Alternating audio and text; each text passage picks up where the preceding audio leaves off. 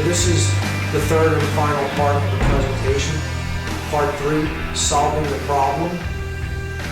This is about how to apply the solution that we learned about human consciousness to the problem that our species is currently experiencing and going through. And again, the solution was consciousness being raised on a global level by raising it at the individual level. That is what we all really need to be focused on and working toward expanding our own awareness. Albert Einstein described the problem that we're experiencing in consciousness. He explained it this way. He said that no problem can be solved by the same level of consciousness that created it. And that's exactly the case. You cannot continue to do the same thing and expect a different result.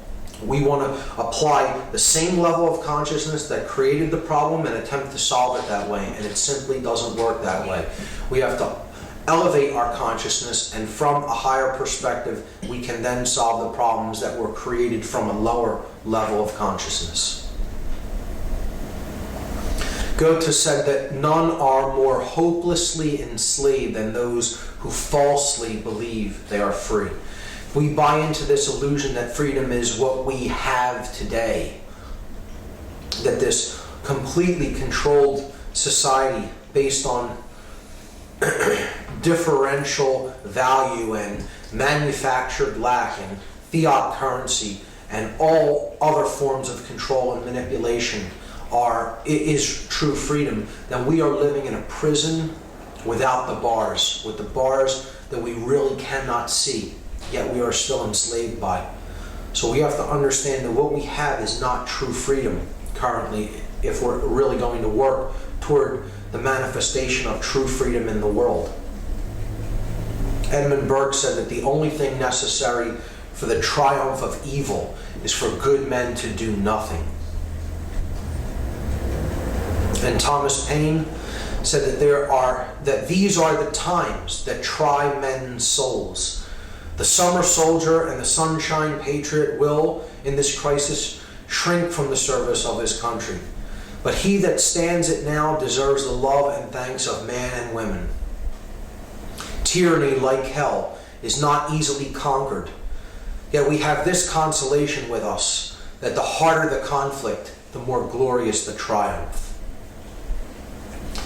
We are currently living in the time of the apocalypse. People have a completely incorrect notion of what apocalypse means. This word comes from the Greek language, and if we break it down into its etymology, apo means to take away or to remove in Greek, and kalyptine means to cover or to conceal. So it's a veil of sorts. So the apocalypse is the taking away, the removal of that which has been concealed, the lifting of the veil. It's a great revealing process. That's what apocalypse means. It means the process of revealing, and what is being revealed is the truth. The truth is what is being unveiled.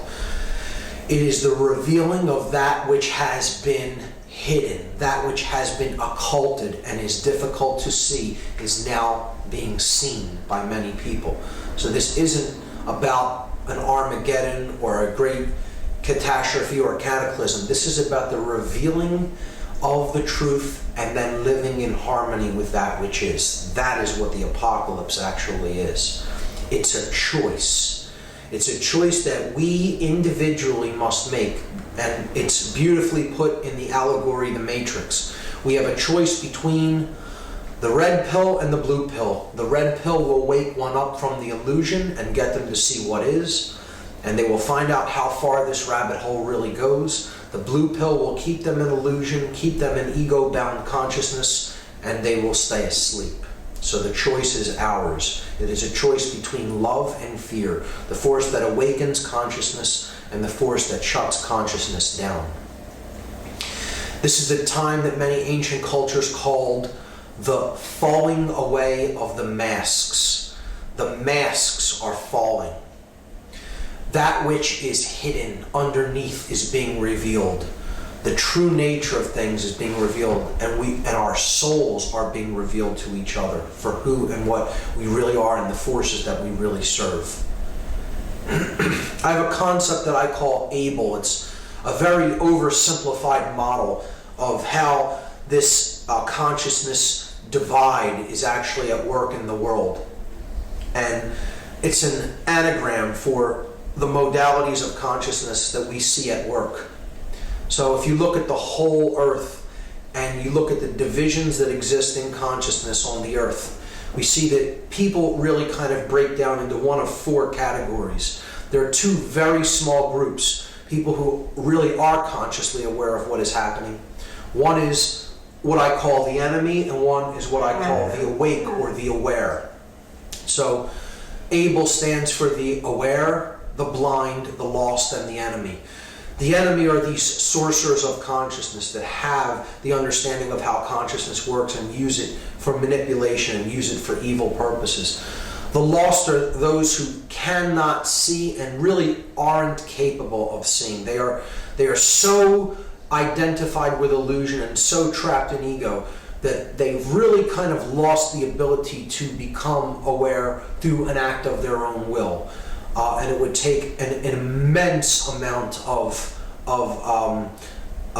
reversal and innumerable forces to even begin to show a small bit of light to people in this shutdown mode of consciousness. So unfortunately, there are many who are in such a state of shutdown consciousness that they can essentially be considered lost. And there's very little chance of them awakening in a human lifetime. There's another group that are simply blind. They're simply not quite seeing what is going on, but there is an inborn desire and there is willpower still there in those individuals, and they have the potential to really see what is going on, provided that they simply remove some of the blinders and some of the last remnants of things that they are attached to really see what is actually going on. And then there's the aware, people who are coming into the light and are awakening to the knowledge of truth of what is actually occurring on this planet. And they are trying to help raise awareness in others to awaken, to help others to awake. You know, you can't actually create that process yourself. You can't really wake someone else up. Someone can only wake themselves up through looking into this knowledge on their own. It's a process of self-initiation. You can be an assistant in that process. That's what an alchemist is. He's an assistant to the process of awakening. He doesn't actually do it for anyone else. Each person is actually their own magician in that process, and they actually awaken their own consciousness. An alchemist can only hope to be an assistant to that process. So the concept of there is only one will, there is only one law ultimately, and there is really only one sin.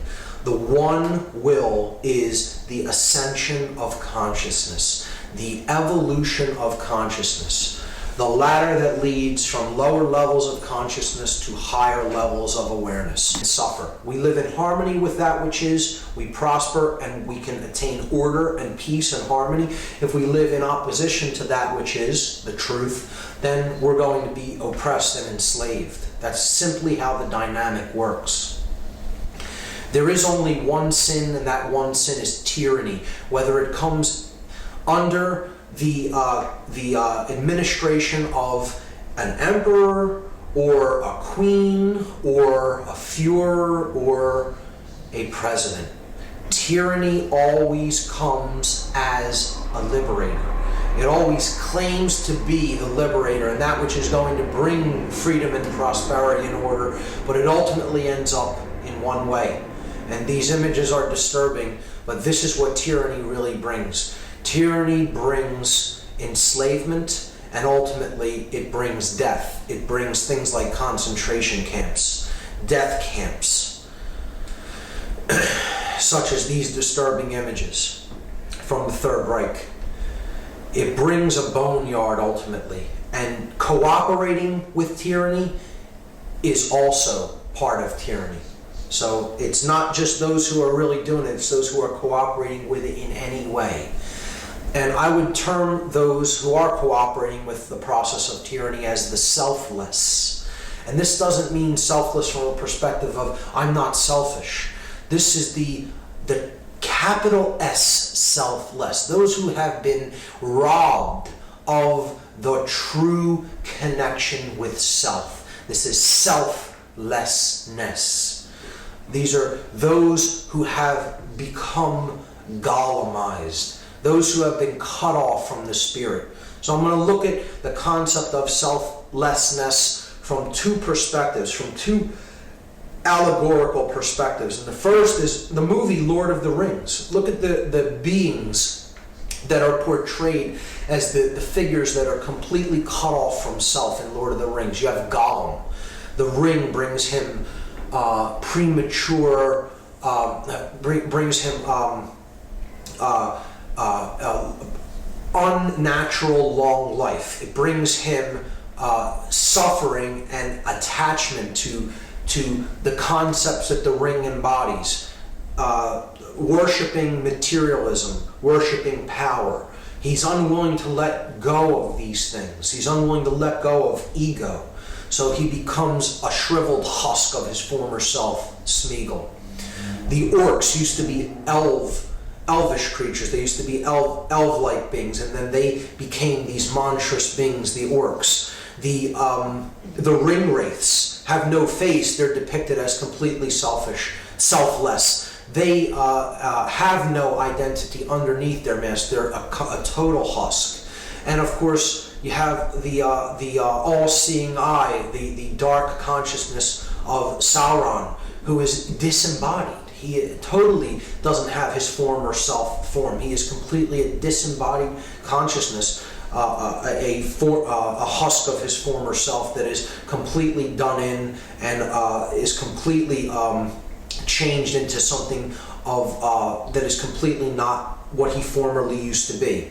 So that eye just represents total ego, total illusion, and he is not anything of what he used to be.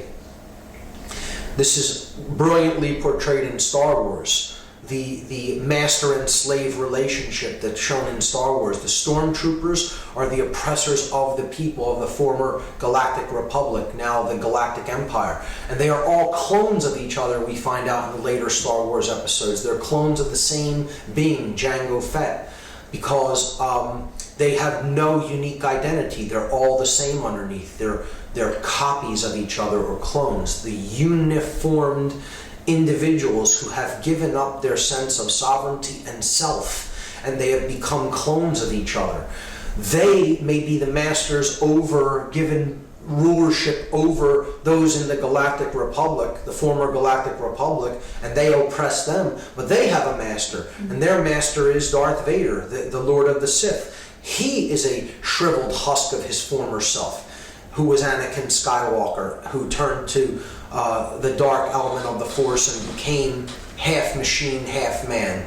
And he is not the ultimate ruler, because he himself has a master as one of the Sith. He is the apprentice, and then he has his master, Darth Sidious. Darth Sidious is a shriveled husk of his former self, Senator Palpatine.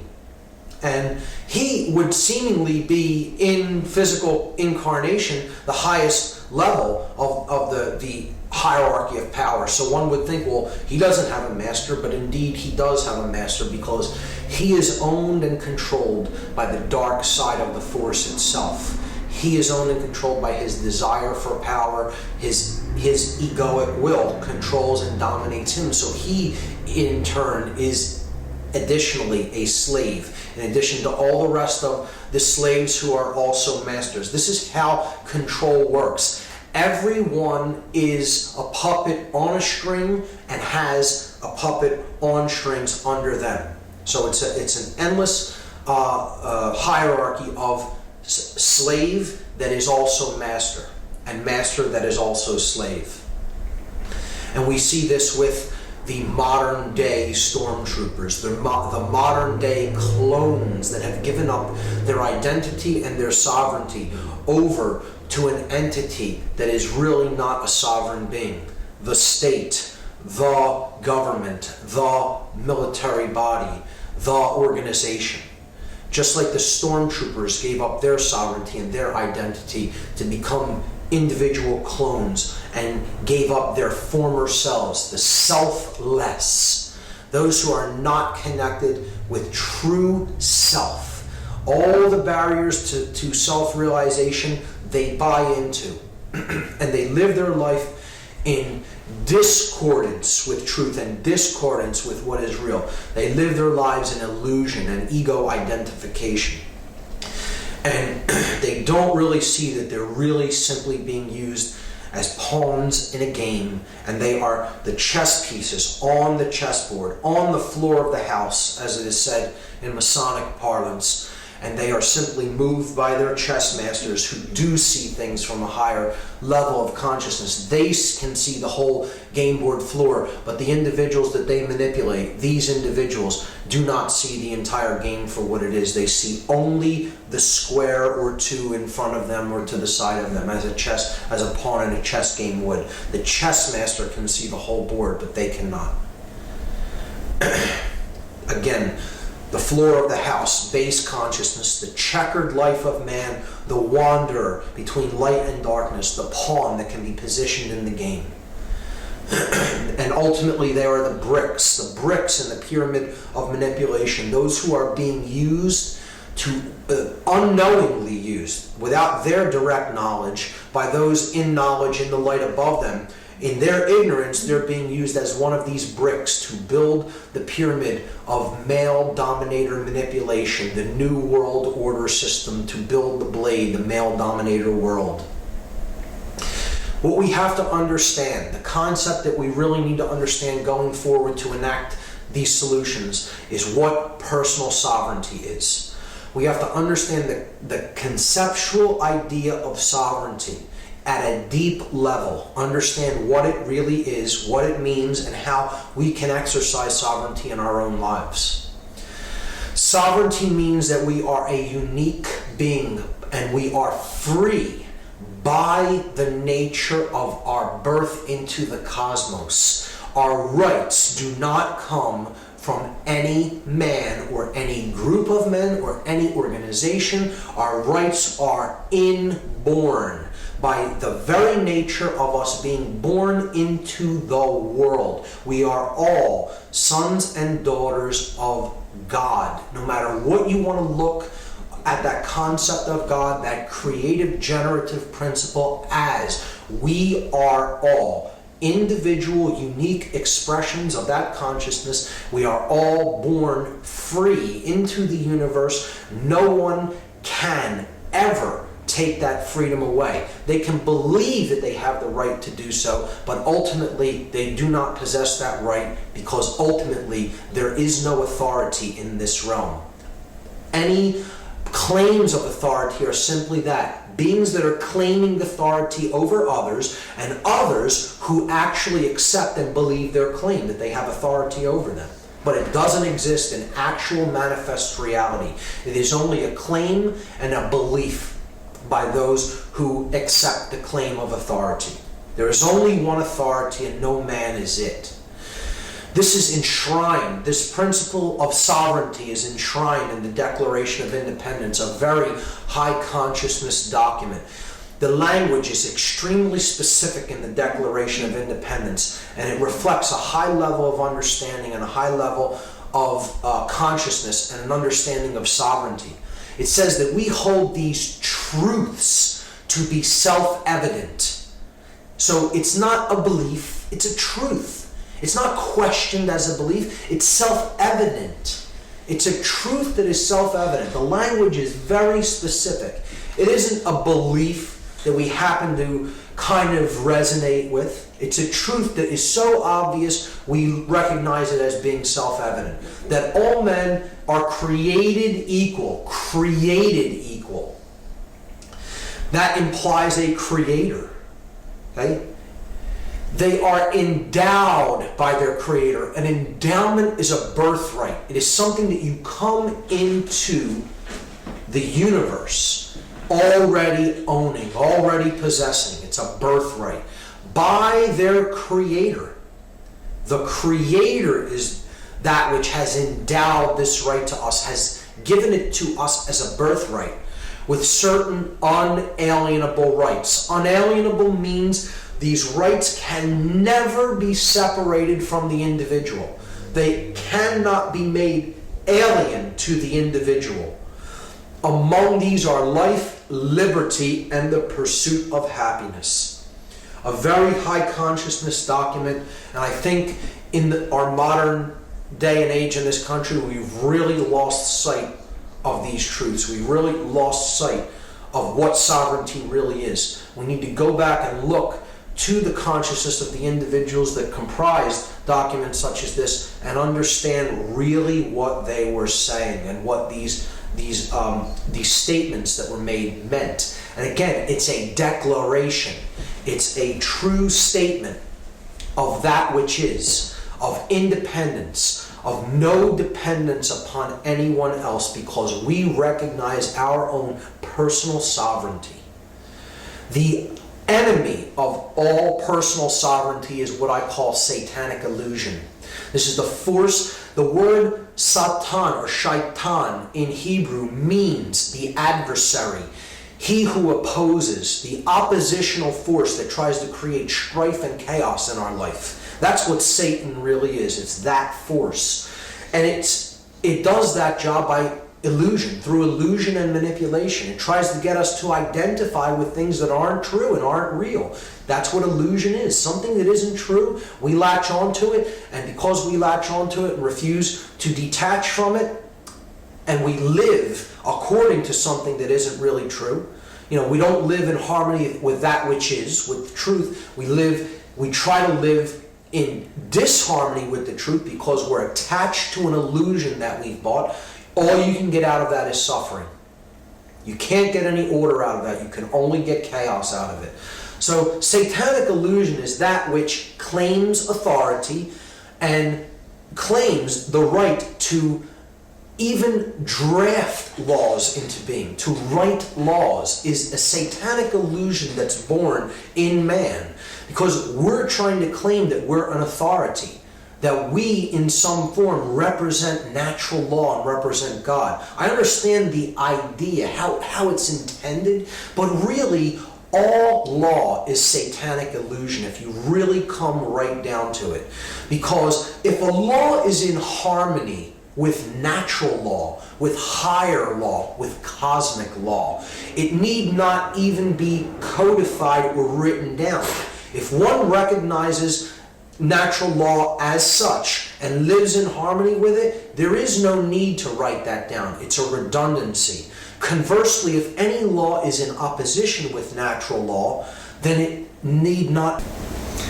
Conversely, if law is not in harmony with natural or cosmic law, it really need not be obeyed. It can be thrown out because one cannot be coerced into living in disharmony with natural law. And that's what all these new punitive laws that are coming in by this rogue administration and others that are to follow it really are. They are in disharmony with the natural law of creation. And in effect, they cannot really limit our rights or our freedoms. They can write down those laws all they want. No one is bound to obey or agree to be controlled by them, because they don't quite understand about things like the Bill of Rights. The Bill of Rights do not grant any rights to anyone, nor does the Constitution grant rights. These are documents that were written to place limitations upon the enumerated powers of government that are clearly articulated in the early sections of the Constitution. Article 1, Section 8 spells out and enumerates the powers of the government.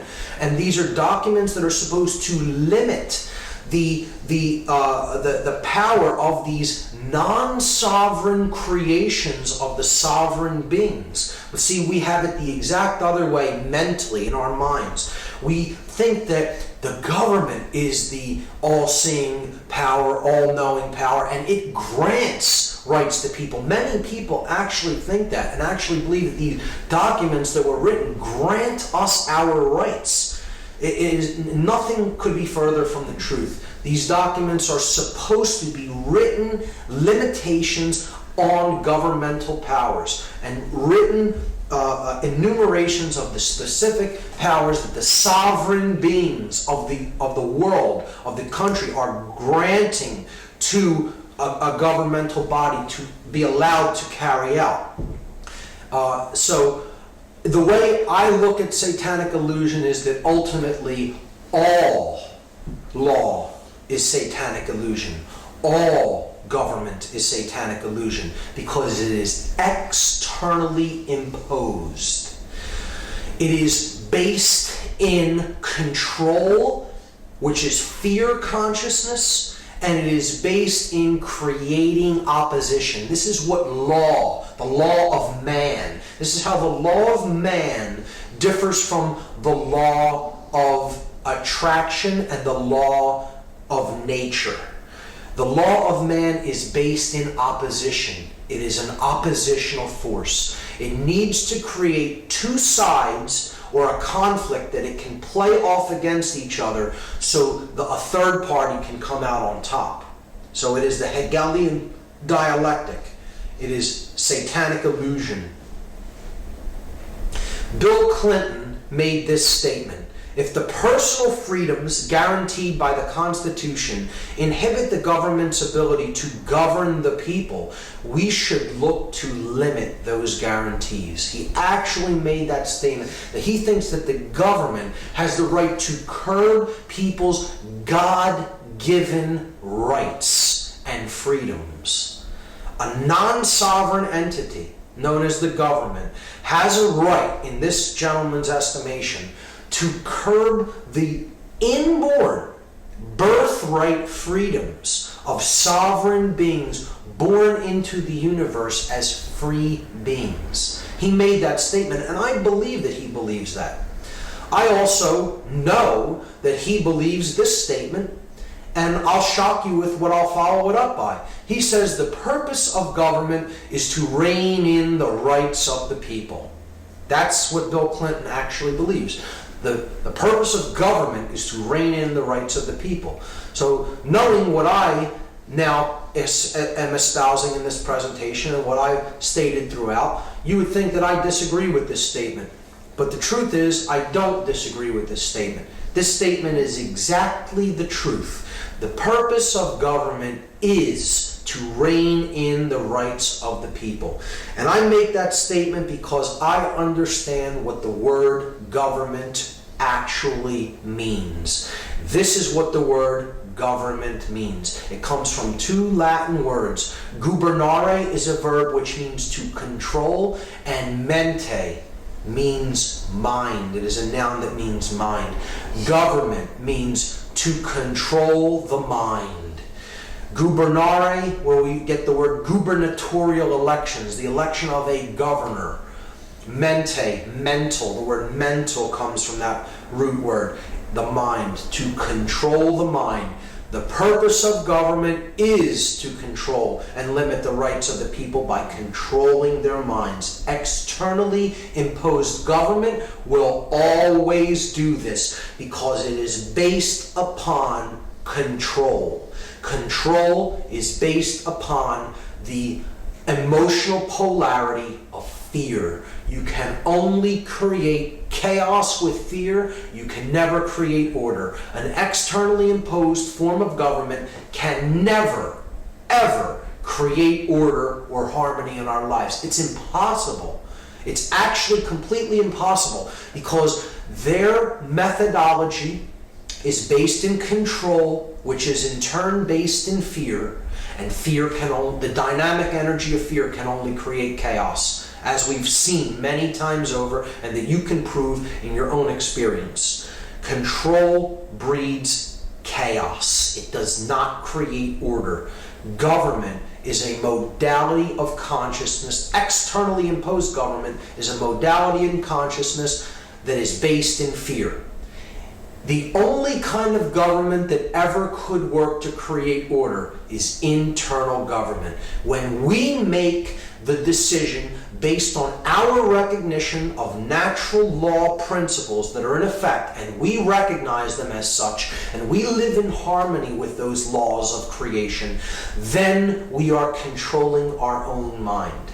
We are existing in harmony with all three of the aspects of our consciousness: our thoughts, our emotions, and our actions. The body and the spirit unify in the level of mind. That level is controlled by us from within, not externally imposed. That kind of government could work. And if every being were to come to that level of consciousness, we could reach the natural state that man is intended to live upon this earth in. And it is this state: cooperative, spiritual, anarchy. Understand those three terms for exactly what they say. Cooperative, cooperation, existing in harmony with every other being. Spiritual, the recognition that mind and spirit, that the body and spirit come together in the realm of mind, so that spirit is capable of having an experience here in the physical realm. So we have to understand ourselves as spiritual beings having the human experience, rather than left-brained, imprisoned consciousness identified with physical matter and the five senses. Anarchy meaning just what it says, not the negative connotation of that this word has picked up through propaganda and mind control. Anarchy is simply the absence of external rule, no rulership. It is understanding that we are all sovereign, free beings. No one has the right to control anyone else, and understanding that no one attempts to control anyone else either. Cooperative spiritual anarchy is the natural state that man is supposed to live in the world. We come to this level of consciousness and we live in this state of being, and we will have peace and we will have order. Bakunin, the father of modern anarchist philosophy, said that the liberty of man consists solely in this: that he obeys the laws of nature, natural law, because he himself has recognized them as such, and not because they have been imposed upon him externally by any foreign will whatsoever. This is the understanding of what true anarchy really means. It means no externally imposed control, because one is not existing in oppositional fear-based consciousness. And we need to arrive at that state of consciousness through our own recognition of what natural law is. And that can only happen when you raise consciousness to that level where you can understand how these forces are really at work in our lives. When you say the word anarchy to most people, again, they think of this word, chaos, which we've talked about many times throughout the presentation. But anarchy, true anarchy, does not bring chaos. True anarchy would in fact bring order, because it is based in freedom. What we have now is not order. We now have chaos, because our consciousness is ruled by the vibration of fear. And fear creates illusion. Fear is giving into illusion. It creates confusion within the individual. That creates the desire to control things externally, and there you have chaos resulting. You cannot create order with that dynamic, because chaos is based in fear. Once again, chaos based in fear and based in attempting to control things external to the self. The only way you can create order is through the recognition of and then deciding to live in harmony with the natural laws of the universe. And that is the vibration that is built on higher consciousness, and it is built on the emotional polarity of love. Love creates dominion within, the rulership of the kingdom of self within. This is what Jesus meant when he said The kingdom of heaven is within. So we need to recognize these forces at work, live in harmony with them. That is what the expansion of consciousness is. That is what living in a vibratory energy of love means. That creates internal dominion, that creates freedom in the external world, and ultimately it creates order. Everything that is ordered by divine principles and the divine intelligence that underlies nature. That's the only way order can ever be created.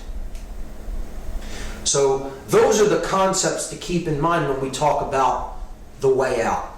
The actual grassroots solutions that we can employ to heal ourselves, to heal our consciousness, to unify the masculine and feminine energies that are indwelling within us, and to get out of this prison that we've let ourselves into.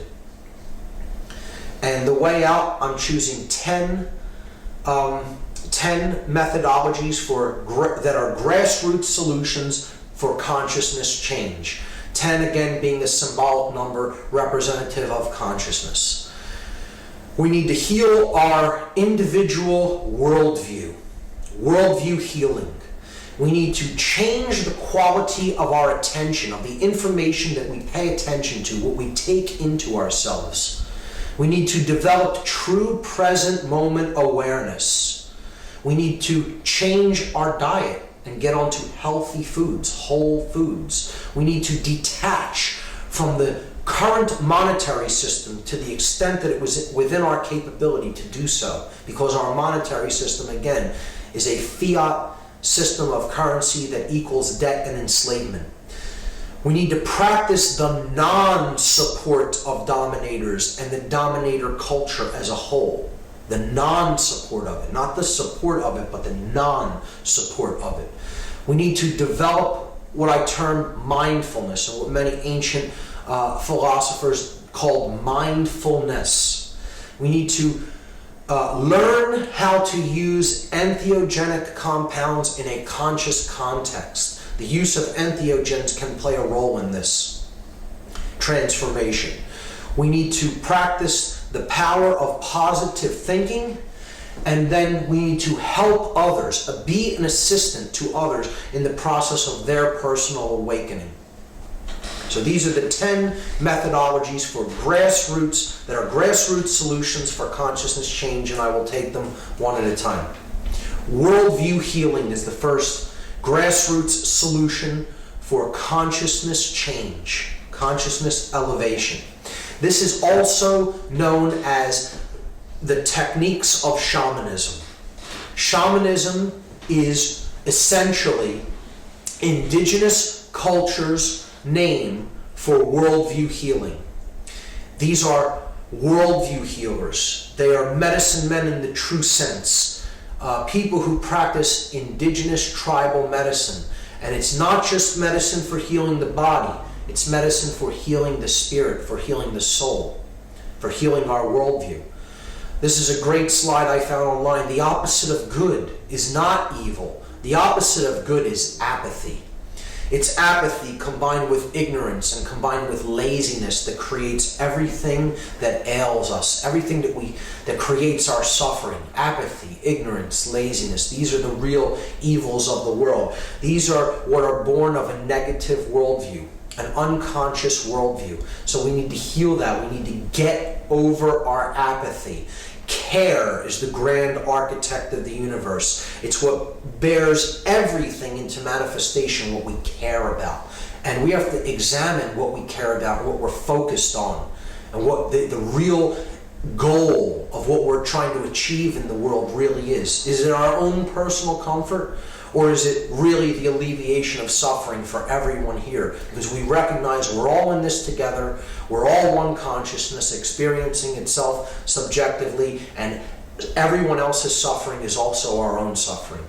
That is what conscience really means. That's what real responsibility is that understanding. And we need to get to that level of consciousness if we're ever going to truly unify and be one world, recognize that we're actually all one consciousness.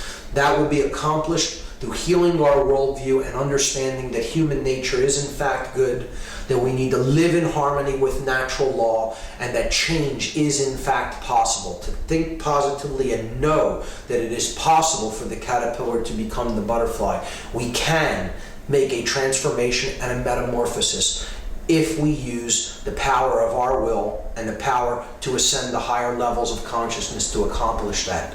The next method for consciousness change is we need to change the quality of our attention. This is directly in relationship to the information that we take in. Human beings are very definitively the product of the information that they have taken into themselves. So the quality of what we put in is going to determine the quality of what we get out, of what we experience, and how we experience the world. Thomas Jefferson said that if a nation expects to be ignorant and free in a state of civilization, it expects what never was and what never will be. Truer words were never spoken. There is no such thing as the simultaneous coexistence of ignorance and freedom. It is one or the other. An ignorant population is an enslaved population. And a well-informed population is a free population. So this is why reading is so important. Reading really is a key to understanding. We need to read information that was considered important enough that the people that came before us placed it down in writing. And this is how we become informed. We take in good information and we become inwardly formed. That's what information is. The process of becoming inwardly formed. And by becoming informed, we can be reformed. We can make ourselves anew with the new information that we have taken in to ourselves. See, this is what we generally have right now in the mass media and the popular culture. People hypnotized, paying attention to propaganda and mind control. And that's never going to get us up to a higher level of consciousness to solve the problems that we're experiencing. We have to change the quality of our attention. If we continue along this route, we're going to become hypnotized. In the sense of the word, if you break it down into its constituent elements, hip in Greek is a word that relates to the depression of the spirit. And gnosis is knowledge or information.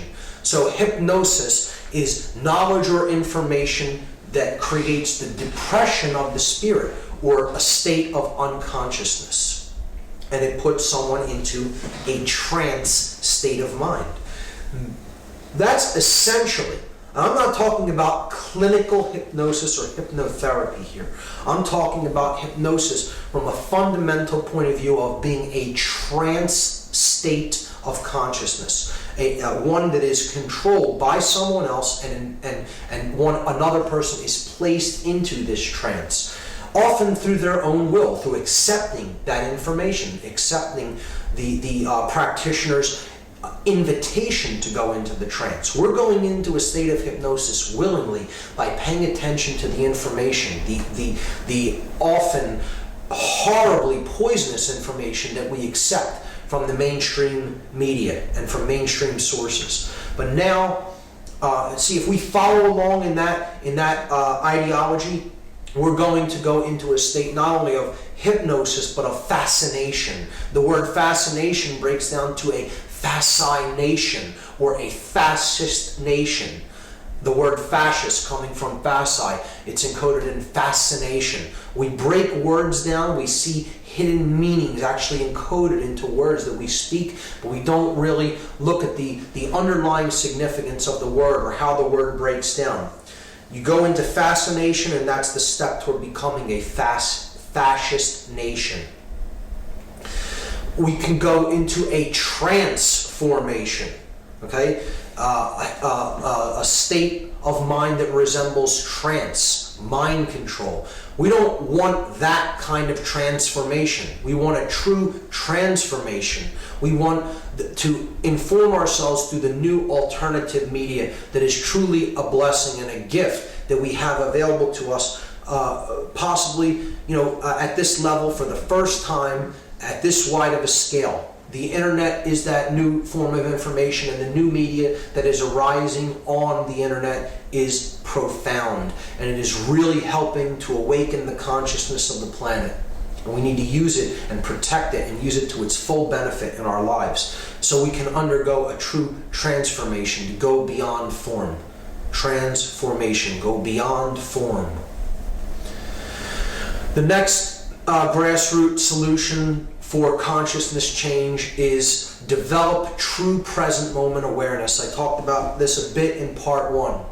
This is getting over the notion of psychological time, of being crucified at the place of the skull, Golgotha, between the two thieves, the past, anxiety, regret over the past and the future, anxiety for what is to come. As we saw encoded in this image of the Gnostic crucifixion, Jesus, the light of the world, crucified at Golgotha, the place of the skull between the two thieves, the past and the future. And this doesn't mean focus on minutia. Present moment awareness isn't the focus on minutia all around us. It's not developing tunnel vision. Many people will think that that's what it means. It means really broadening our horizons and opening up our consciousness and our perspective to see the big picture, not to focus on minutia. It doesn't mean pay attention to every little single detail that is all around you and all the little minutia of everyday living. It means be in the moment, but see the bigger picture around you. Understand what is taking place within and understand what is taking place in your environment. See the big picture from a global perspective, from a perspective that encompasses all consciousness. We need to get over our psychological notion of time as a quantity and as based in physical matter, principles, and endlessly repeating cycles of time. And great new time gnosis techniques and ideologies have been formulated and have been derived from indigenous cultures, such as the Mayan calendar systems that are out there. And it's the focus on time as an expression of consciousness and a movement of consciousness through the ever-expanding present moment. And not focusing on it as an endlessly repeating cycle, or based in a physical process that is based on astronomical movements. It's the markage of time as the evolution of consciousness through time. That is what some of these systems of time gnosis that are really gaining a lot of popularity in certain circles are really about. And the Mayan calendar is one that I have been able to use to some great benefit in my life. Another method for consciousness change is one that I believe that currently we really do have the ability to take and put into full practice, because we have a lot of control over what we put into our bodies as far as diet goes. To change our diet is something that is within our control and is something that we can all work toward if we simply use our willpower to do so. Because we talked about all the poisons in the modern Western diet and all the unnecessary drugs that people attempt in the medical profession and the pharmaceutical profession to get us dependent upon.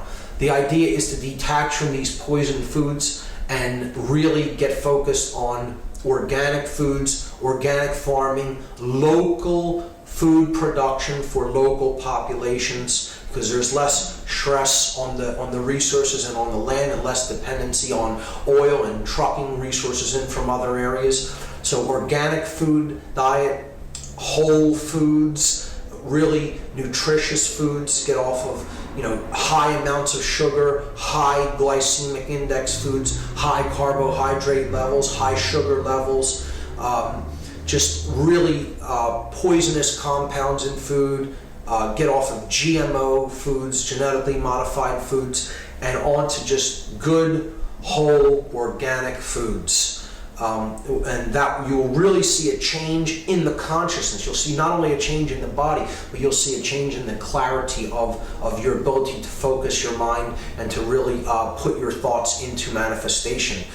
You really are what you eat. It actually is true, and the body reacts to what is put into it. So it's not just inwardly forming ourselves through the information we take in, it's also what we physically put into our body to use as fuel. And this drives the brain. The diet has to do with the health of the brain, most certainly. So this is one that we all can do, and it's within our control if we use our willpower to change our diet for the better. Monetary detachment is one of the hardest methods to actually put into practice because we have little control over everyone using the monetary system. We are largely at the mercy of other people using these currency systems that are in use around us, so it's difficult to detach from the monetary system. But to do it as much as possible, we should look at alternative forms of currency. Some people are trading in credits online, bartering online. There's different forms of cities that are being used as hedges against the dollar and ways to detach as much as possible from the fiat currency system that's really tanking from the inflation that's going on right now. Local systems of barter are also a good way to deal with monetary detachment. And taxation. We have to consciously make up our minds whether we actually want to take part in the tax system. It is a system that is known as a system of voluntary compliance.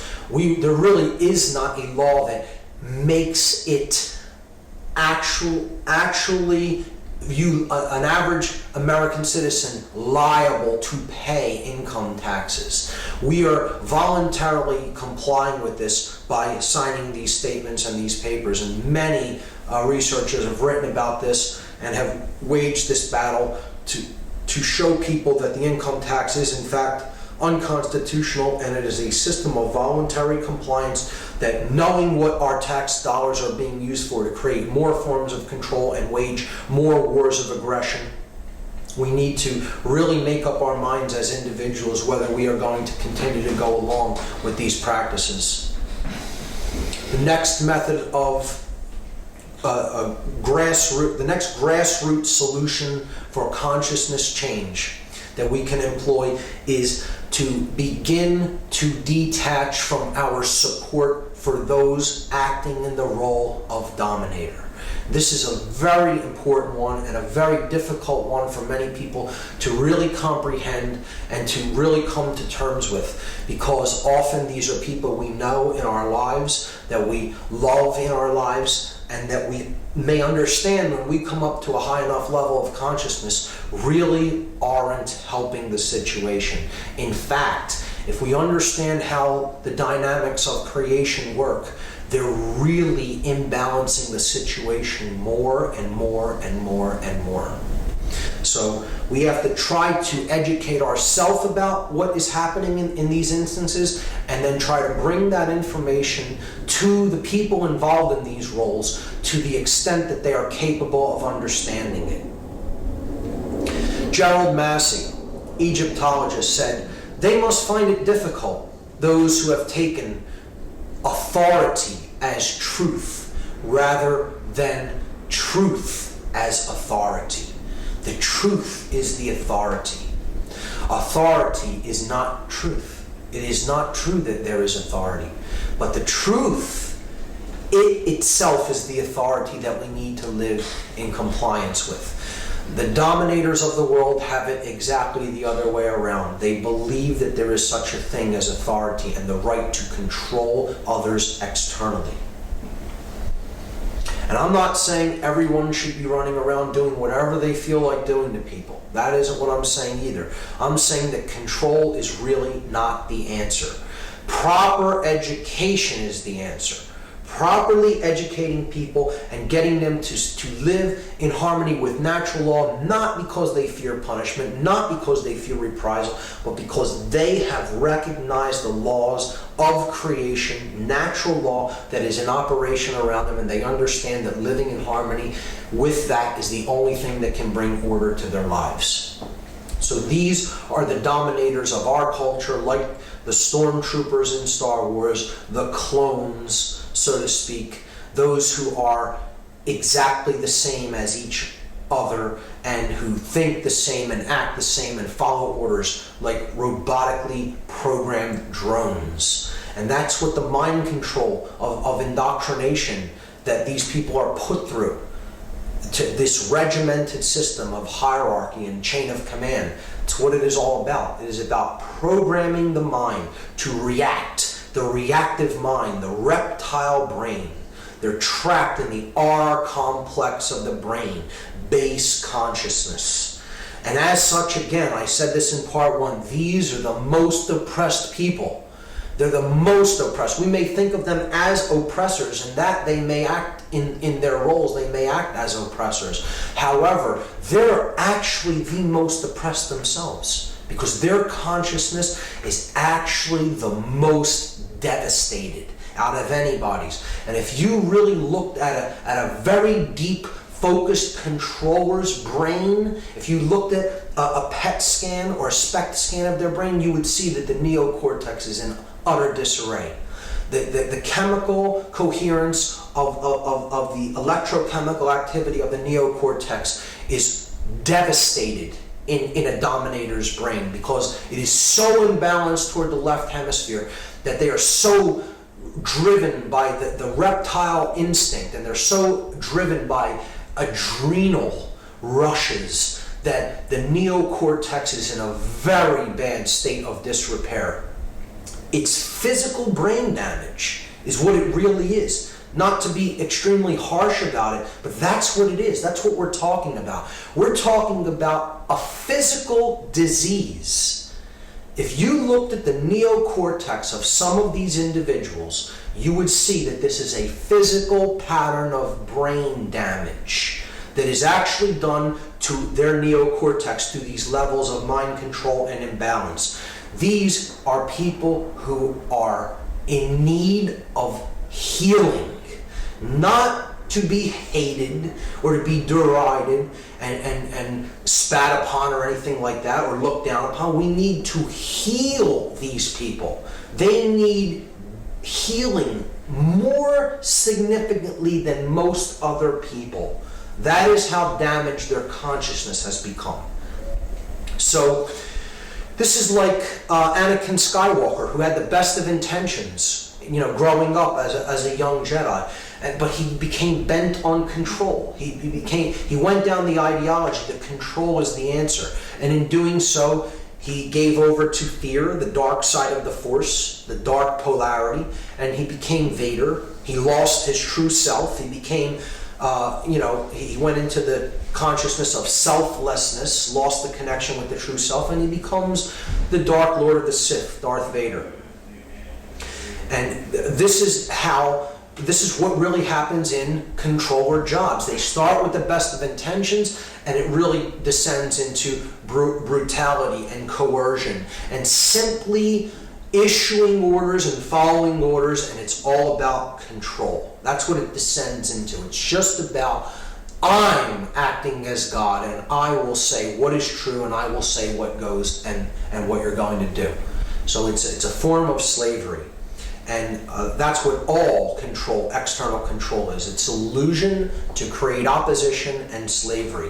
When in fact, really, these people doing these jobs aren't the real enemy. They're oppressed by the enemy as much as we are, but they're just getting them to become oppressors like the sorcerers at the highest levels are. It's like a psychological rape, if you really want to look at it, or a condition where one is beaten when young or raped when young. Okay, when we encounter psychological traumas like this, we go into defense mechanisms and we decide one of two things. We either decide to identify with the master and become like them, or we go into shutdown mode and we identify with a being that likes to be treated severely. So it becomes either one becomes a sadist or oftentimes a masochist. But more often than not, the abuser, the one who is abused, decides to act in the strength role, what they perceive to be the strength role, and they then become the abuser to enact that brutality down the line onto the next generation. So that is the kind of psychological trauma that these people really undergo at a fundamental level. And again, they need healing. That's what they ultimately need. See, the idea is it's okay if we act like that. Many people will see it like that. It's not fascism if we do it.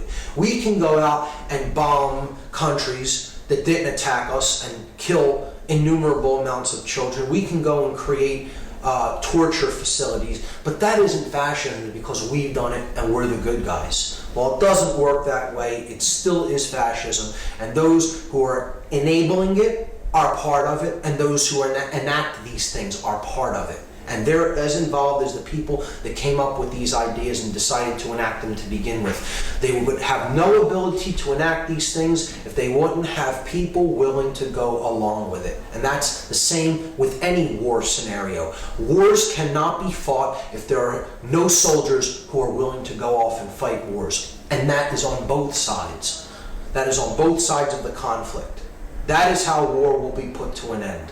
When people come to a level of consciousness where they understand that they're not going to be controlled and manipulated anymore, and they're not going to be manipulated into fighting wars for rich men that don't give a damn about them and are only there to profit from the endeavor.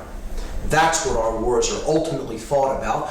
And here's a person who is all too happy to explain that to you in the most overt terms. Henry Kissinger, a military strategist who actually comes up with the designs for positioning and strategies for engagements and helps to create strategies for positioning troops, makes a statement like this: military men are just dumb, stupid animals to be used as pawns in foreign policy. Here's one of the chess masters, folks, telling you himself that he doesn't give a damn about you. He doesn't care about you at all. At all. You're a dumb, stupid animal to him. This is one of the people deciding where you're going to go off to fight. You're a dumb, stupid animal to him, to be used as pawns in a game of chess. He's the chess master positioning you, the dumb, stupid animal, on the board, on the floor of the house, a wanderer between light and darkness, never knowing which is which. So people have to make up their minds. Do they want to wage war for people like this? Because that's really who's sending people off to war. They're never fighting. People like this never fight their own wars. They don't fight their own battles. They sit back behind the scenes, call the shots like the gods that they think they are, and they send the poor and the shut down in consciousness off to war to wage battles for them so that they can prosper and profit. It's all about who benefits. Who gains is the question that needs to be asked. So in fact, I understand people like this believe that they're doing something positive. They believe they're supporting people. They're not really acting in the best interest of the people that they think they are acting in the best interest of. You know that they may love the people that they're supporting, they think they're supporting in these instances. Yes, they love them, but the action that they're taking to support their family members who are going to go off to war isn't really helping them. They need to help them to raise their conscious awareness so that people will decide not to fight these senseless wars of human sacrifice, because that is ultimately what war is and always has been. It is a ritual of human sacrifice. And they're all too happy to wrap the soldiers up in all the occult emblems all over them before they go off and send them off on the altar of sacrifice. That's all war is, that's all war ever has been, and that's all war ever will be. It's a human sacrifice ritual. And the object is, don't support this. Explain to people that it's a scam to make the rich richer and to do away with people that they look at as dumb, stupid animals to be used as pawns in foreign policy. We need to not support the dominator culture, the dominator ideology. We need to help people to understand that war is wrong in whatever context it is fought in. The researcher David Icke explained this so brilliantly, I had to put this whole quote in the presentation because it encapsulates perfectly what I think about people who make these decisions to go and fight these wars. David Icke said, accept responsibility for yourself and your actions, thoughts, and words. You alone make choices. You alone are answerable to the consequences of your behavior. The feeble excuse that the establishment expected it holds no truth or justification. What is the point of having principles if you allow others to dictate your behavior? At the end of the day, you will judge your performance and the contribution you have made to creation. It will not be based on what another expected of you or what you did because you felt trapped. And how often do we hear that? I had no choice. It's something I had to do. I didn't have anywhere else to go or anything else to do or any other way to live. You hear this as an excuse all the time for why people go off and fight the wars that they fight. This is a cop-out. This is doing something because you felt trapped and you feel that it's expected of you. And that justification holds no truth. We are answerable to our own actions. And what we do in any given circumstances, no matter what was threatened of us, no matter who said that they would do something harmful to us in return, we take that action of our own will and of our own accord, and we are answerable to the consequences of our own actions. That's what needs to be understood. And in this role, in this helping, this process of healing, women can play an immensely powerful role and have and will continue to have an incredibly powerful effect in this understanding of what the dominator culture is all about, and help to explain and talk with and really delve into the psychological makeup of the men that they love, because let's face it, most of the people enacting this domination are men. Okay, they're the physically stronger of the sexes as far as a physical build and physical makeup and physical strength. So they're the ones who are really employed as this strong arm for the force that the sorcerers need to enact their will. And women will play a role because every brother in this dominator culture, every son, every husband, every father, they have women around them in their lives, and these women can really get into their psychology, get into their psyche, get into their emotional makeup, and have discussions with them and talk with them about what they're being used for. If you understand what this is about, you understand how these men are being used and manipulated, you need to discuss it, not suppress it. It needs to be brought out in the open and discussed so that you can begin to help these individuals go through the process of worldview healing and understand how they're being used as a pawn. That's simply how it is, and that's the role that we need to actively take. The non-support of dominators, and one of the biggest roles to be played in this endeavor is the role that women will play in helping to heal that imbalance in consciousness. So the next grassroots solution for consciousness change is mindfulness. And this is interesting because it is kind of exactly the opposite of what the word is. We can understand mindfulness by quieting the mind and emptying it of thoughts for a time so that we can experience pure conscious awareness. And pure conscious awareness exists in the gap between thoughts. It's where the creative, generative principle of our thoughts derives from. It derives from the space between the thoughts, the gap, so to speak. So meditation is one of the practices that can bring mindfulness. It's a technique, a set of techniques that quiets the mind. There's many different ways to meditate. There is not just one meditation. There are sitting meditations. There are walking meditations. There are meditations that involve deep breathing. There are meditations that involve stretching. There are meditations that can be used in conjunction with music. There are innumerable forms of how to meditate. The right method of meditation is that which works right for you, that which you resonate with and that which you feel comfortable with. Meditation is simply about turning down the volume of the active mind so that one can, for a time, bathe in the quality of pure consciousness, divorced from the chatter of the mind. We need to turn our volume down so we hear the true voice that is speaking to us at all times, and it is only speaking one message, and that message is relinquish control.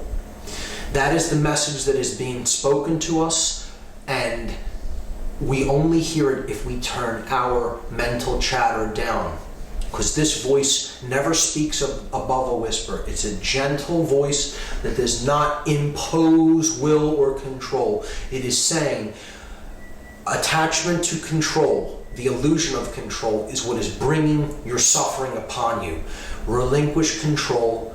Understand that which is. Live in harmony with that which is, with the truth.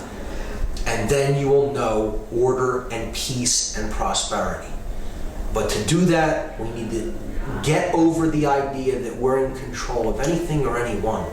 You're only in control of what you think, how you feel, and how you act in the world. That's it. So relinquish control and do this through this process of developing mindfulness. Watch our actions. Be an observer of the self, of how we behave in the world, and turn down the volume of the mental noise of the mind. And this can be done through various techniques of meditation.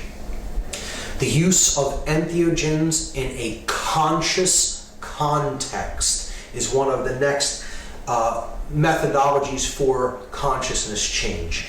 And that is critically important, the last part of that, in a conscious context. This means understanding what an entheogen is, what it does, how to administer it or take it yourself, and to use it for the correct reason, in the correct set and setting, the correct psychological set, the correct physical setting, and for the right purpose. Because these are not toys. These are not games to play. These are consciousnesses to commune with. This is what true communion is. Not a dead sacrament, but an active sacrament.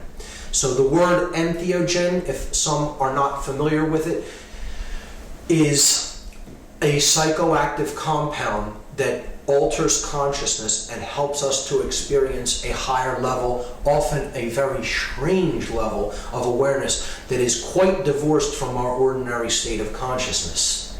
It is in a state of alternative consciousness, an altered state. The word entheogen means to create the divine within. It comes from the Greek words en, which means within, theos, which means the divine or God, and genere, which means to create. That's Latin, actually. So to create the divine within is what we can begin to do, begin to recognize the divine within us and to help cultivate it by communing with an entheogenic compound. Entheogens have also been called psychedelics. Psyche in Latin, in Greek means the mind. Delun in Greek is a verb which means to make clear. So we can see things clearly in the mind when we commune with a psychedelic. They are capable of making the mind clear if they are used in a conscious context. Some of the most popular entheogenic compounds: THC, tetrahydrocannabinol, or cannabis; psilocybin, or psilocybe mexicana, magic mushrooms; ayahuasca, or Banisteriopsis caapi. This is the DMT being the active ingredient, a combination that is added to the ayahuasca blend from the chacruna plant, sometimes even pure dimethyltryptamine, DMT. These are powerful psychoactive compounds, some more powerful than others, that can really help us to go deep within our consciousness and explore the realm of the psyche, within the rich tapestry, the rich realm that exists within each of us. And these substances are demonized, and these substances are made illegal. Imagine that, naturally occurring compounds found in nature that are off limits to adult human consumption because you don't own your own consciousness. That's what laws like this, draconian laws like this, are saying to us. You as an adult do not have the choice as to whether you feel it proper to modify your consciousness as you see fit. We own your consciousness, and we are saying that this experience is off limits. You are not permitted to modify your own consciousness, which you think you own, in a way that you see fit as a mature, responsible adult. I will tell you whether or not you are permitted to modify your consciousness because I own your consciousness. Imagine that. That's our laws that we have in effect in this country and in most others. And we think we're free. We believe that we are free beings when an experience has been made illegal. An experience in the mind is illegal. Imagine the hubris of the individuals who actually believe that they have a right to even attempt to say that they're allowed to control consciousness in such a way. Hubris. It's utter hubris. That's all I can say about it. That's all I can say about it without getting extremely angry. The word sacrament, it comes from the word sacrum, which means holy or sacred, and mente, which means the mind. So again, the sacrament is that which can help to make the mind holy or sacred or whole. So entheogens or induce an altered state. They're giving you a small piece of bread or something similar. It's an inert sacrament. It's a deadened sacrament. It's not really a sacrament. It's a substitute for the real thing. That isn't what a sacrament is. A sacrament is an active communion with another intelligence. And that's what entheogens are. Not to be trifled with. You try to trifle with these compounds and you'll find out exactly how much they do not really appreciate being trifled with. They are consciousnesses. They are consciousness that are there as teachers that we can commune with if we know how to use them in a respectful and conscious context. Terence McKenna, one of my greatest mentors, who sadly is no longer with us, he said, if the words life, liberty, and the pursuit of happiness don't include the right to experiment with your own consciousness, then the Declaration of Independence isn't worth the hemp it was written on. We own our own consciousness. It is ours to modify as we see fit. No one can make that decision for us. And I will go so far as to say no one is bound to obey a law that forbids an experience within one's own consciousness. Period. And when we commune with these compounds, if we do choose to do so, They can open up vistas of creativity because they're really putting us in touch with the intuitive right brain. And then art can flourish from a communion with these sacraments. And music can flourish and flow from a communion with these entheogens. So it's one of the ways that we can use them to get really into deeper touch with the creative aspect of ourselves. The next grassroots solution for consciousness change is the power of positive thinking. It's one I often struggle with, as do many people who do research in this field. We have to keep a sense of humor. It's often difficult to do so. Knowing the weight and the gravity of the situation and how deeply along we are in this, but it's extremely important to be able to look at it lightheartedly. It is also extremely important to see the glass as half full. Try to recognize that we are making small steps and small progresses in the right direction. Try to see the glass as half full as opposed to being half empty, and focus on the positive rather than the negative. Difficult. I struggle with this one myself. Understand that change is possible. Keep that focus in mind. Keep the eye on the prize, so to speak. Change is possible. And we need to not look at the asleep as the enemy. We need to look at the asleep as ones to be helped and healed. They're in a state of worldview illness, worldview poisoning. So we wouldn't go into a hospital and start spewing hatred out against a cancer patient. They're ill. They have a disease. They have an illness. They're sick. Just like people who are really shut down in consciousness, they really have an illness. They are at disease. They have worldview poisoning. And what they need is healing, not hatred or resentment. And again, it's one many of us struggle with, who are at a higher level of awareness, and we want to beat somebody up because they don't understand what we currently understand. It's our role to help them to come up in understanding, and oftentimes you'll encounter people that are completely resistant to it, and they're attached to their state of consciousness and attached to their egoic, self-centered worldview, and they want to stay in that state of disconnection. And it can be difficult, and we need to, work with them to the extent that we can, and if they are determined to stay in that modality of consciousness, perhaps it is better to allow them to do so and experience the negative outcome that will inevitably result from refusal to change and to ascend in consciousness. They will find out eventually, we all will in one form or another, what our level of consciousness is really going to create for us. No one really escapes the lesson. They can only delay it. So we need to help them to the extent that is within our capability, and then outside of the capability that you can affect, you need to know where the limitation lies and let certain individuals be where they are. That's a hard lesson to learn, extremely hard.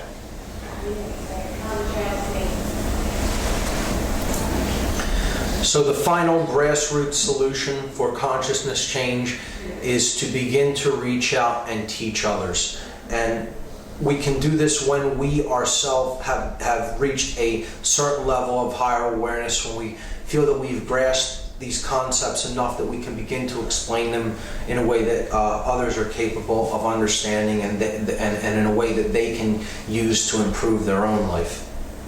And we should do this only when we reach what I call the 3 R's. The first of which is respect. We need to understand that the word respect is from Latin. It means re means again, and spectare means to look at. So it is to take another look. That's what respect really means, to look at again. And in this context, what I mean by respect is we have taken another look at ourselves first before we really go out and attempt to bring this information to others. We've come to a place of self-respect, self-examination. We've looked at ourselves. We've given ourselves a second look. We need to come to a place of remembrance.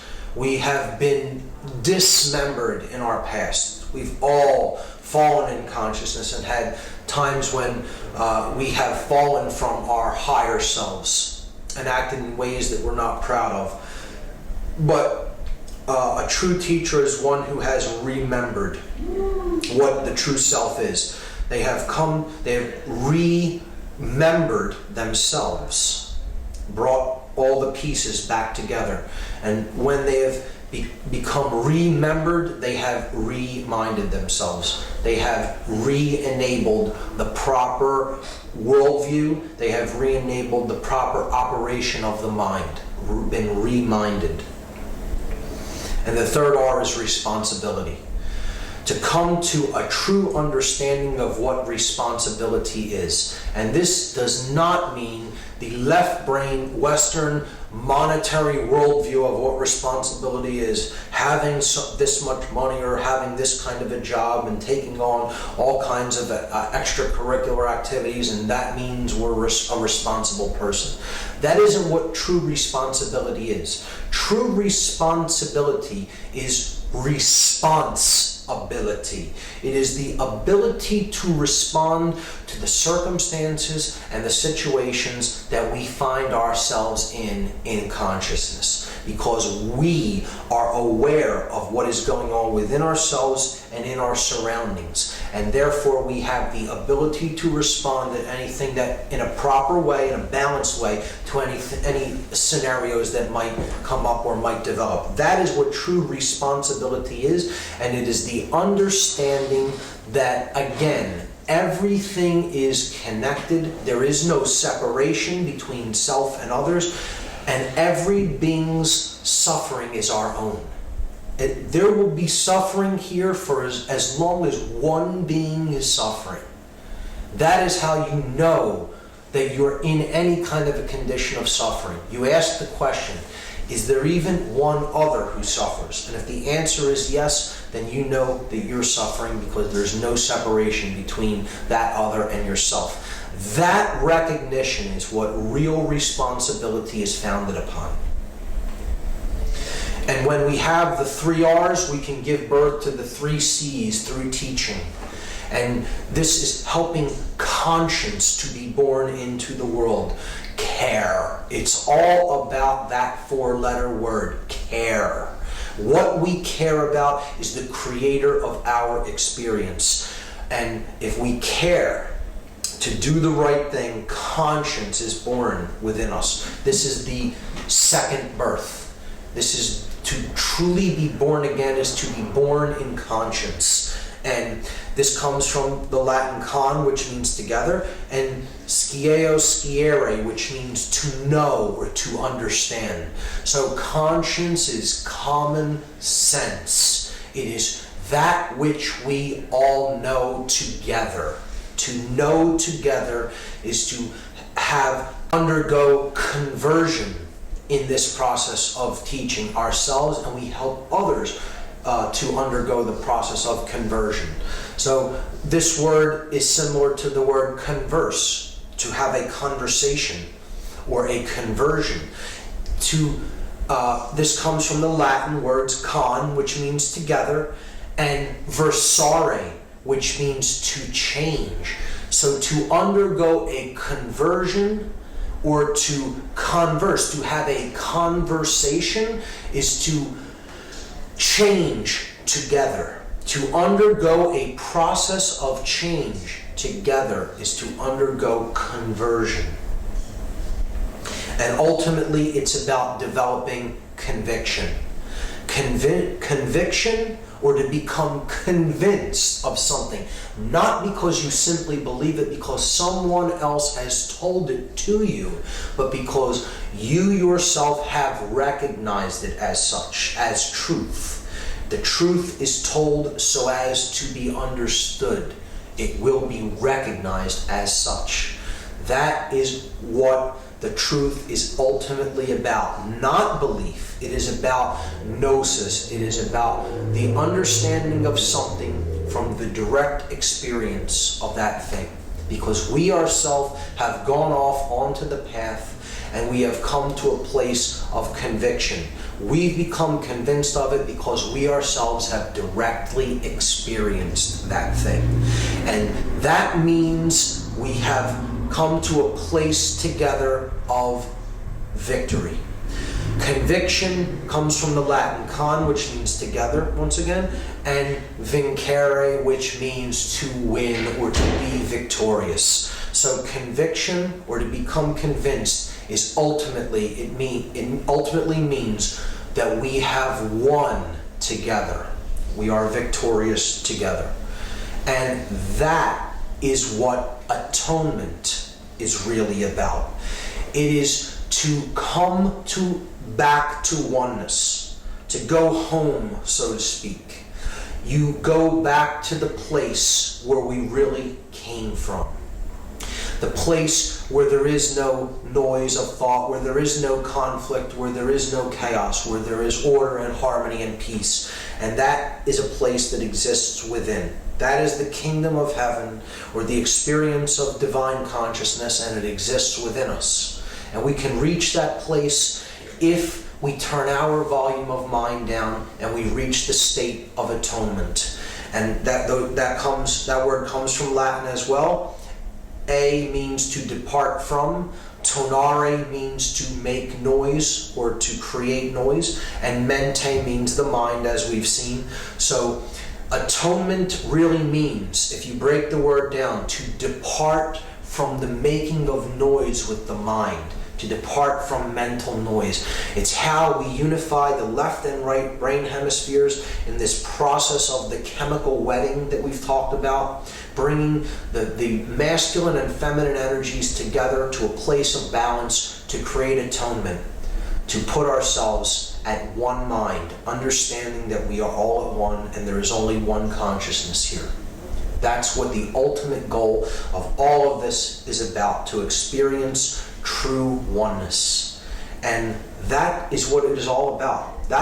Those are the grassroots solutions to help to elevate consciousness within ourselves and others. And that's what can get us out of this divide and this real mess that we've backed ourselves into, the corner that we've backed ourselves into. So those are the methods for change. If we put them into practice, a new world can be born into existence. And with that in mind, I'm going to go into the outro, which I call the New World Order. So it doesn't have to be the Dominators' New World Order, the Sorcerer's New World Order, the one that is depicted on the reverse seal of the dollar bill on the dollar bill, as it is used there. It doesn't have to be the pyramid of manipulation, of stone being erected in the image of the blade, controlled by a male dominator sorcerer who believes he is God and has the light and wants to dominate and control everything on the surface of the earth. It can be the positive New World Order, where we take that pyramid of manipulation down brick by brick, one changed consciousness at a time, to create the true great work, the bringing down of this light to earth and instilling it in the heart and minds of each individual here. That's what the true great work is. Henry David Thoreau said that things don't change, people do. The change comes from within. We decide to make the change internally, not because it is imposed upon us externally, but because we ourselves have recognized the necessity for consciousness change in our own awareness. And it's all a house of cards, this pyramid of manipulation, just as we saw in The Wizard of Oz, where a lowly small dog rolls back the curtain on the great grand Wizard of Oz and exposes him for a man, a simple man, a small, powerless, relatively powerless man that he is, that is just pressing buttons and pulling levers to create a giant illusion of control and power. But it's really all a house of cards. And once we recognize the house of cards for what it is, we stop holding it up and it will collapse under its own weight, because we're ultimately, again, our own enslavers. We are the sheep in the pen with the gate open, free to go out at any time, yet we stay in the pen because we're so used to being in there that we don't know what true independence and freedom looks like much anymore. So we'd rather stay where it's comfortable, in the hassle-free zone. But ultimately, the decision to go out of that pen and into the true world of freedom that awaits us is ours to make. It's a choice between love and fear. It's a choice between the red pill and the blue pill, as in the allegorical movie The Matrix. And we need to choose that based on our level of awareness and what we feel is right for us. Do we wish to awaken to that which is? Do we wish to live in harmony with the truth and live in harmony with the laws of nature, because we ourselves have recognized them as such?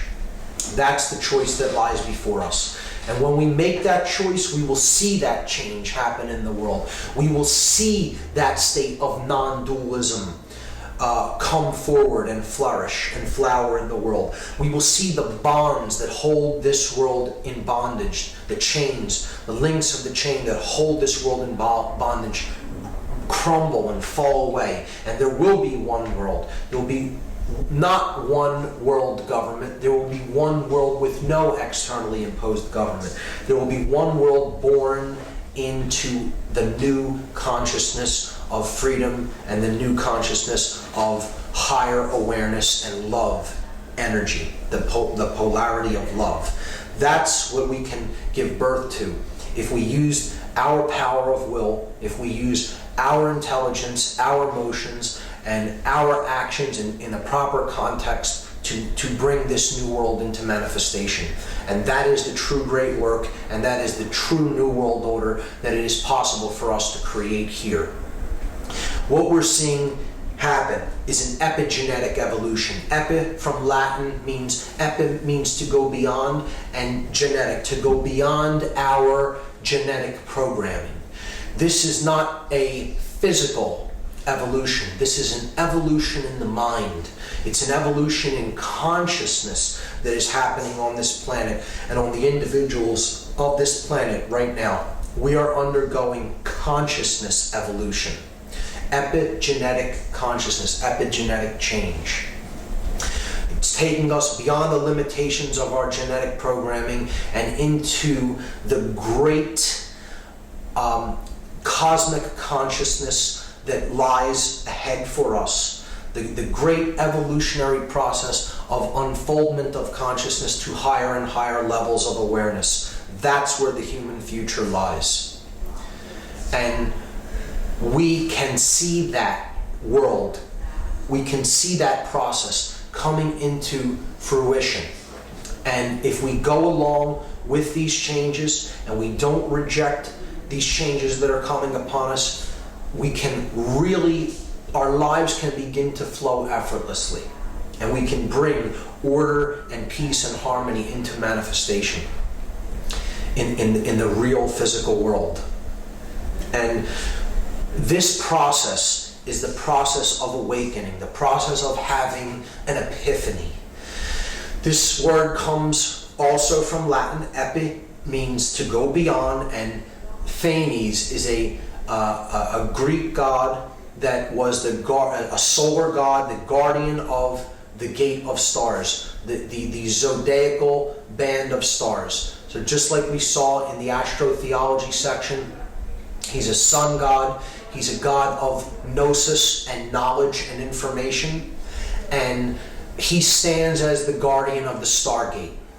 So to have an epiphany is to go beyond the god Phanes. It's to go through the stargate of cosmic consciousness to the true, undifferentiated void of consciousness that lies on the other side of that great divide that we experience as separation, and to come to a unified state of consciousness, a modality of consciousness known as non-duality, the understanding that we are one consciousness, experiencing itself in the physical world subjectively. And that is the vehicle for us to have experiences. The physical reality is not who we are. We are pure consciousness. We are infinite consciousness, experiencing itself here to come to know itself better. That's what the true epiphany is about.